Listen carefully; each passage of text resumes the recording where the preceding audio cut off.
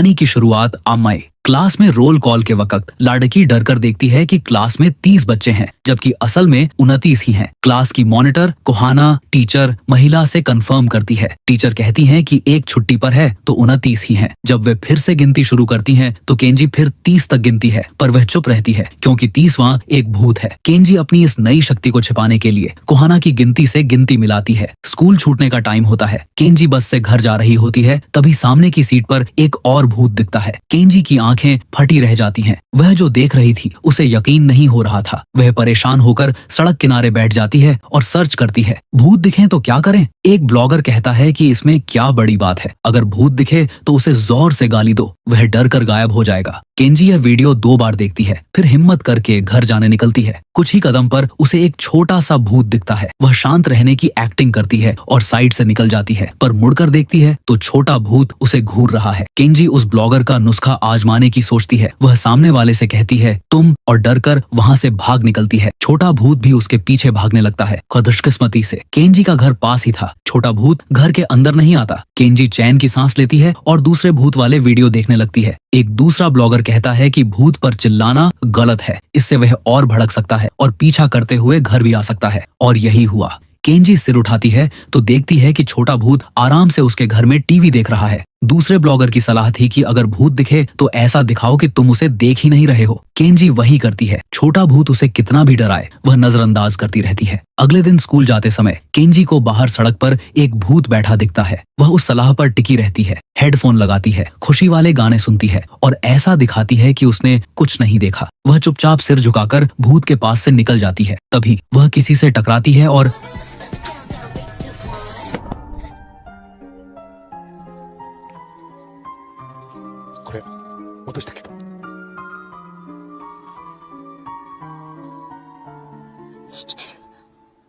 Kenji को एहसास होता है कि वह एक बुजुर्ग आदमी को भूत समझ बैठी थी। उसकी इस हरकत से बुजुर्ग नाराज हो जाते हैं। केंजी तुरंत माफी मांगती है और वहां से भाग जाती है। थोड़ी देर बाद उसका मूड ठीक होता है। वह स्कूल गेट पर पहुंचती है तो मॉनिटर कोहाना दिखती है। वह तुरंत मुस्कुराकर उसे हाय करने जाती है पर उसकी मुस्कान पल भर में गायब हो जाती है। उसकी आंखों में डर भर जाता है। कोहाना के कंधे पर एक भूत का हाथ रखा था। केंजी ऐसा दिखाती है कि उसने कुछ नहीं देखा। वह कोहाना से पूछती है कि वह कल कहाँ थी। कोहाना बताती है कि वह कल फ्यूनल होम में रात भर रुकी थी, इसीलिए वह भूत उसका पीछा कर रहा था। केंजी चुपके से फोन पर सर्च करती है। नमक छिड़कना और माला पहनना भूतों को भगाता है। लंच में केंजी कोहाना के ध्यान न देने पर उस पर नमक छिड़क देती है पर कोई फायदा नहीं होता। खुशकिस्मती से दोपहर तक भूत का हाथ गायब हो जाता है। शाम को सारे क्लास मॉनिटर कल्चरल फेस्टिवल के कार्यक्रम के लिए पर्ची निकालने के लिए इकट्ठा होते हैं। कोहाना को यकीन था कि वह डांस का कार्यक्रम निकालेगी क्योंकि उसका दाहिना हाथ लकी था पर केंजी का ध्यान उस भूत के हाथ पर जाता है जो फिर से कोहाना के कंधे पर दिख रहा था। उसे कुछ गड़बड़ महसूस होती है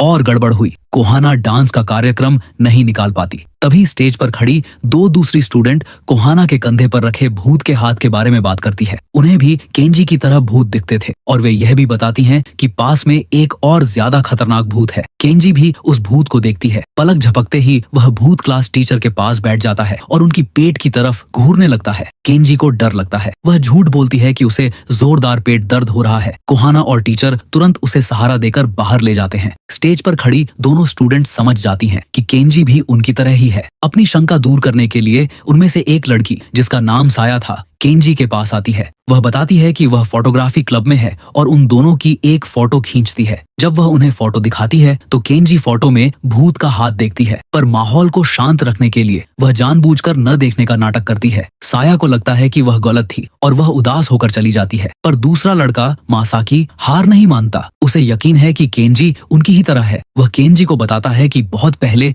स्कूल में भयानक बिल्डिंग कोलैप्स हुआ था जिसमें 50 टीचर और स्टूडेंट मारे गए थे। यह हादसा ठीक सांस्कृतिक उत्सव के दिन हुआ था। यहाँ तक कि शो देखने आए माता पिता भी मारे गए थे। तब से यहाँ बहुत सारे भूत हैं पर ये सब आम इंसान थे। अब भूत बनने के बाद भी कमजोर हैं और यह जगह छोड़ नहीं सकते, लेकिन सांस्कृतिक उत्सव के दौरान वे बहुत एक्टिव हो जाते हैं। मासाकी कहता है कि अगर वे एक हॉरर हाउस बनाए तो सारे भूत एक साथ आ जाएंगे और मजा आएगा। केंजी को समझ नहीं आता कि मासाकी ये सब क्यों बता रहा है पर उसे लगता है कि वह बुरा इंसान नहीं है। स्कूल के बाद केंजी कोहाना के लिए एक माला खरीदती है और कहती है कि इससे पर्ची निकालने की किस्मत बढ़ जाएगी। कोहाना बिना कुछ सोचे उसे पहन लेती है। जैसे ही वह उसे देखती है, माला टूट जाती है और मोती बिखर जाते हैं। साफ है, कोहाना को पकड़े हुए भूत गड़बड़ कर रहा है। पहले जहाँ सिर्फ एक हाथ था, अब पूरी बांह दिख रही थी। केंजी जल्दी से कोहाना को मंदिर ले जाती है। वह कहती है कि यहाँ मन्नत मांगने से किस्मत बढ़ेगी। कोहाना को यकीन होता है और वह श्रद्धा से सिक्का डालकर मन्नत मांगती है। केंजी जैसे ही मुड़ती है, उसे मंदिर के दरवाजे पर एक भूत दिखता है। उसके हाथ से पता चलता है कि यही वह भूत था जो कोहाना के कंधे पर था। केंजी को चैन आता है कि भूत ने कोहाना को छोड़ दिया। कुछ ही देर में केंजी को डर लगता है कि टीचर के पेट पर कई हाथ दिख रहे हैं और टीचर भी जल्द ही बच्चे को जन्म देने वाली है। केंजी को घबराया हुआ देखकर मासाकी उसके पास आता है और कहता है कि घबराने की जरूरत नहीं है। टीचर के साथ जो आत्मा है वह उनकी रक्षा करने वाली गार्डियन स्पिरिट है। अगले दिन कोहाना पर्ची न निकाल पाने की वजह से सब वोटिंग से कार्यक्रम तय करते हैं और हॉरर हाउस बनाने का फैसला होता है। तभी प्रिंसिपल खुशखबरी देते हुए आते हैं। वह बताते हैं कि टीचर ने एक प्यारे से बेटे को जन्म दिया है। सब खुश होते हैं। फिर प्रिंसिपल नए क्लास टीचर हारुनो को मिलवाते हैं। सब लड़कियां इस स्मार्ट और यंग टीचर को देखकर खुश होती हैं, पर केंजी का चेहरा उतर जाता है। हारुनो के पीछे एक काला और भयानक भूत चल रहा था। जल्दी ही कोहाना और केंजी मिलकर हॉरर हाउस की सजावट शुरू करती है। स्कूल के सारे भूत मजा लेने आ जाते हैं। केंजी पहली बार इतने सारे भूत देखती है। उसे डर लगता है, पर दोस्तों को पता न चले इसलिए वह शांत रहने की एक्टिंग करती है। क्लास में हारुनो कोहाना का नाम पुकारते हैं। सब लड़कियां जलने लगती हैं और कहती हैं कि उनका नाम भी याद रखा जाए। तभी केंजी देखती है कि हारुनो के पीछे वाला भूत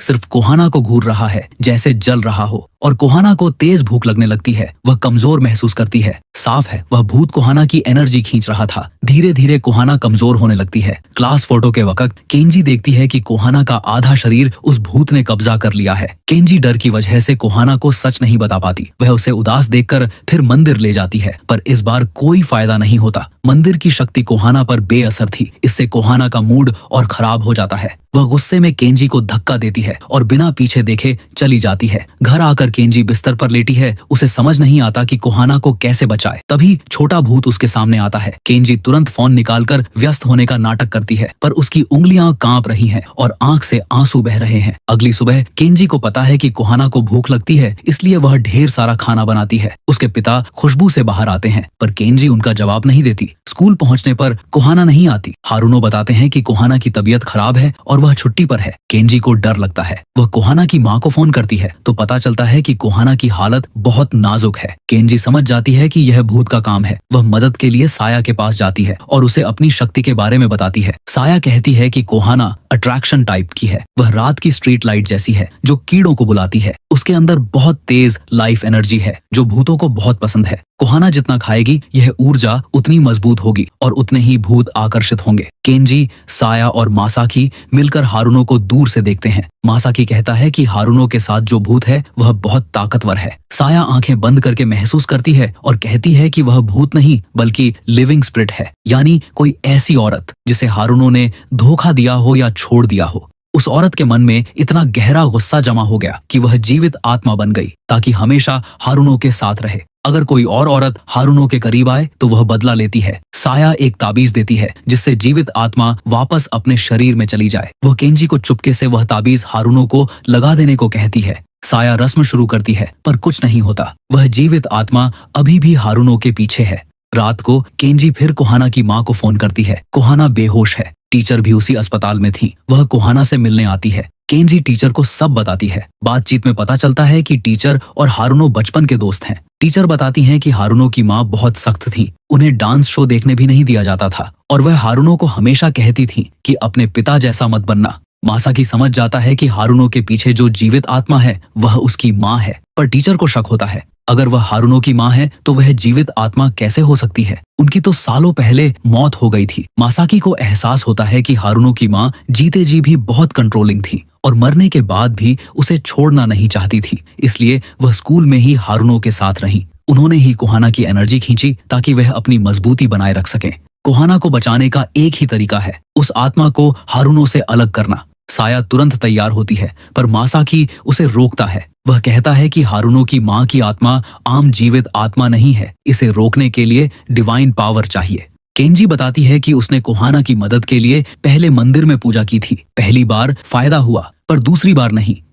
मासाकी को पता चलता है कि पहली बार केंजी दिन में गई थी और दूसरी बार रात में। मासाकी को लगता है कि शाम ढलने के बाद मंदिर के देवता सो जाते होंगे। देवता सुबह 9 से शाम 6 बजे तक ही जागते हैं। सूरज डूबने वाला था, उन्हें हारुनो को तुरंत मंदिर ले जाना था। केंजी एक तरकीब सोचती है। वह हॉरर हाउस की सजावट जानबूझकर बिगाड़ती है और हारुनो के पास जाकर झूठ बोलती है कि उन्हें सामान खरीदने जाना है और हारुनो उसे गाड़ी से ले चले। उधर टीचर अस्पताल में बैठी बचपन की बात याद करती है। उन्होंने हारुनो की माँ का डरावना चेहरा देखा था। हारुनो के पिता के छोड़ जाने से वह पागल हो गई थी और हारुनो को अपनी एकमात्र सहारा मानती थी। इधर केंजी हारुनो को फुसलाकर मंदिर ले जाती है, पर हारुनो की माँ की आत्मा बीच में गड़बड़ करती है। ठीक समय पर साया आती है। वह भागकर हारुनो को सीधा मंदिर के दरवाजे के अंदर धकेल देती है। इस धक्के से हारुनो और उसकी माँ की आत्मा अलग हो जाते हैं। साया केंजी को हारुनो को लेकर जाने को कहती है और खुद आत्मा से लड़ने के लिए रुक जाती है, पर अगले ही पल आत्मा उसे गिरा देती है। केंजी को समझ नहीं आता कि क्या करे। तभी हारुनो की माँ की आत्मा मंदिर के अंदर जाने लगती है। वह देवता से शुद्ध होने का खतरा मोल लेती है, बस हारुनो के साथ रहना चाहती है। अगले ही पल देवता की शक्ति से वह आत्मा शुद्ध होती है और इंसानी रूप में हारुनो के सामने आती है, पर उसकी कंट्रोल करने की आदत अभी भी नहीं गई थी। वह हारुनो को हमेशा उसके साथ रहने और सिर्फ उसकी बात सुनने के लिए कहती है। हारुनो को माँ का दबाव फिर महसूस होता है। केंजी आसमान की तरफ इशारा करके हारुनो का ध्यान भटकाती है और उसे मजबूत रहने को कहती है, पीछे मुड़कर न देखने को कहती है। आखिरकार हारुनो की माँ का प्लान फेल हो जाता है और वह राख बनकर गायब हो जाती है। जल्दी ही कोहाना पूरी तरह ठीक हो जाती है और उसमें ताजगी लौट आती है। कोहाना के ठीक होने की खबर सुनकर केंजी के दिल को सुकून मिलता है और उसके चेहरे पर मुस्कान आ जाती है। केंजी साया को बताती है कि उसने सबसे पहले जिस भूत को देखा था वह उसके पिता थे। उसके पिता की मौत हो चुकी थी। केंजी को इस बात का बहुत अफसोस था कि मरने से एक दिन पहले उसने छोटी सी बात पर अपने पिता से बहस कर ली थी। यही अंदर जमा गुस्सा और अफसोस उसे अपने पिता की आत्मा को देखने की शक्ति देता है। केंजी नहीं चाहती थी कि उसके पिता को पता चले कि वह उन्हें देख सकती है। वह जानबूझकर उन्हें नजरअंदाज करती है ताकि चुपचाप उन पर नजर रख सके, जैसे उसके पिता कभी गए ही नहीं। इसीलिए पिता जब भी उससे बात करते थे तो वह उनका जवाब नहीं देती थी। कहानी के अंत में सांस्कृतिक उत्सव शुरू होता है। कोहाना डरपोक थी, इसलिए वह भूत का रोल नहीं करती, पर केंजी और साया उसे पकड़कर हॉरर हाउस में ले जाती है। मासाकी भी हॉरर हाउस में आता है और साया से बात करता है, पर अजीब बात यह है कि कोहाना को मासाकी दिखता ही नहीं। पता चलता है कि मासाकी भी स्कूल के भूतों में से एक है। वह भी सालों पहले बिल्डिंग ढाने का शिकार हुआ था और यह स्कूल असल में सिर्फ लड़कियों का स्कूल, गर्ल्स हाई स्कूल है। इसलिए स्कूल में दिखने वाले सारे लड़के असल में भूत हैं।